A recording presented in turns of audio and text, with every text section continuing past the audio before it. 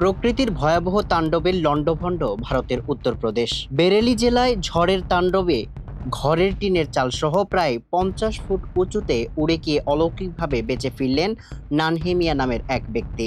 প্রাণে বাঁচতে তিনি দড়ি ধরে রাখার চেষ্টা করলেও প্রবল বাতাসে তা ছিঁড়ে যায় এবং তিনি প্রায় 50 ফুট দূরে ছিটকে পড়েন।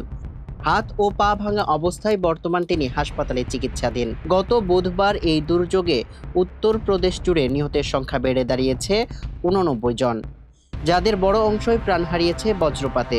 ক্ষতিগ্রস্ত হয়েছে অসংখ্য ঘরবাড়ি, গবাদি পশু। পরিস্থিতি নিয়ন্ত্রণে মুখ্যমন্ত্রী যোগী আদিত্যনাথ প্রতি 3 ঘন্টা অন্তর ক্ষয়ক্ষতির হালনাগাদ তথ্য পাঠানোর নির্দেশ দিয়েছেন। দ্রুত ত্রাণ ও ক্ষয়ক্ষতি পূরণ নিশ্চিত করতে জেলা প্রশাসককে বিশেষ নির্দেশনা দেওয়ার পাশাপাশি উদ্ধার কার্যক্রমের তথ্য সামাজিক যোগাযোগ মাধ্যমে প্রচারের নির্দেশ দেওয়া হয়েছে। বর্তমানে প্রয়াগরাজ ও সেনভদ্র সহ বেশ কয়েকটি জেলায় জরুরি অবস্থা চলছে। সামিউল ইসলাম, মানবকণ্ঠ।